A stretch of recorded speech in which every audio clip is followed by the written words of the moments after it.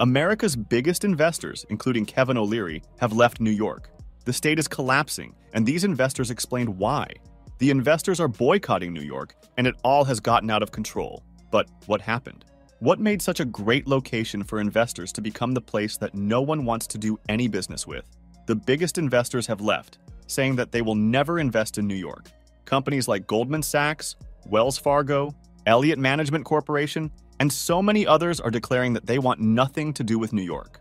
And as we found out, the reason behind these investors' decisions is dark and complicated at the same time. So as you know, important investors are saying they won't do business in New York anymore because of a big $355 million decision against Donald Trump in a court case about cheating people. A rich investor named Grant Cardone said his company, Cardone Capital, won't invest in New York real estate anymore. This happened right after another famous investor, Kevin O'Leary, said he won't invest in New York because of the court case. Grant told his company to stop investing in New York real estate right away. He said it's too risky now because of what happened in the court case. He thinks other states like Texas and Florida are better to invest in. He explained his decision on TV. Not only that, but he said when the court decision came out against Trump, it was like everyone had to stop and not invest in New York anymore. And O'Leary said New York is a bad place to invest now. He said he wouldn't invest there, and thinks many others agree. O'Leary also said he doesn't understand why the court made such a big decision. He thinks it doesn't make sense. Where's the person who got hurt? O'Leary asked. Who lost the money? A judge made this choice without much thought. What does this decision say about the legal system in New York? Shouldn't they question the judge's decision? What's going on here? I'm sorry, but nobody's listening to her, he added. There's no excuse for what the judge decided. And this isn't about Trump at all. Let's not even think about him. This is a problem specific to New York. And this fact that investors are leaving New York and the state is collapsing is not just because of the Trump fine. It all started before that case. For many years already, investors are leaving New York saying that the state is collapsing.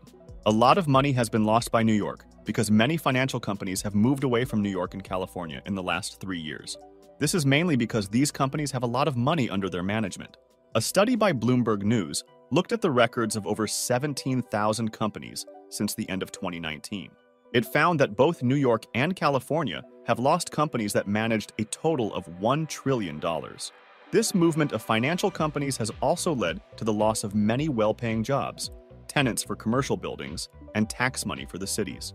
Since the start of 2020, 158 companies that managed nearly $1 trillion in assets have moved their main offices out of New York. Most of these companies have gone to Florida. Texas is the top choice for investment firms leaving California. Although Bloomberg's report mentions that New York City is still a famous financial location globally, many companies are moving to cities in the southern United States like Dallas and Miami. This movement is making those cities grow rapidly. In Dallas, the finance industry is growing fast. Big companies like Goldman Sachs Group and Wells Fargo have set up new offices there. This happened after Charles Schwab moved its main office to Dallas in 2020. The report says that these moves often happen because companies want to pay less in taxes, enjoy warmer weather, and find cheaper homes. Records from companies show that from the start of 2020 to the end of March 2023, more than 370 investment companies, about 2.5% of all such companies in the U.S., managing $2.7 trillion in assets, have moved their main offices to a different state. Most of these moves involved companies leaving expensive places on the Northeast and West Coasts and going to states like Florida, Texas, and others in the Sun Belt. When big companies in the finance industry move, they bring a lot of money with them. For example, North Carolina and Tennessee got more than $600 billion in assets each from just 2 moves. One was Allspring Global Investment, which moved from San Francisco to Charlotte last year. The other was AllianceBernstein, which moved from New York to Nashville in 2021. One more significant departure from New York was Goldman Sachs, a financial powerhouse, which shifted a significant portion of its operations to cities like Miami and Dallas. The primary motivation behind this move was to capitalize on favorable tax environments and lower costs of living, coupled with the allure of warmer climates. Additionally, the COVID-19 pandemic catalyzed a remote work revolution, prompting companies to reassess the necessity of expensive office spaces in major metropolitan areas like New York City, thereby accelerating the trend of decentralization. Another significant departure from New York City was that of hedge fund manager Elliott Management Corporation, which relocated its headquarters to West Palm Beach, Florida. This move was driven by similar factors, including Florida's advantageous tax policies and the desire for a more favorable business environment. Moreover, the appeal of Florida's lifestyle amenities, such as its beaches and outdoor recreational opportunities, played a role in attracting both companies and investors away from the bustling streets of New York City.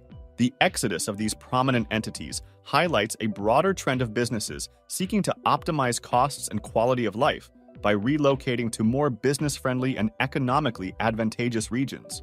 The governor of New York reassured business owners in her state that they shouldn't be concerned, even after Donald Trump was fined a lot of money and temporarily stopped from doing business in the state. During an interview on a New York radio show with a rich investor named John Katzimatidis, Kathy Hochul tried to calm worries that Trump's punishment might make it hard for businesses in New York.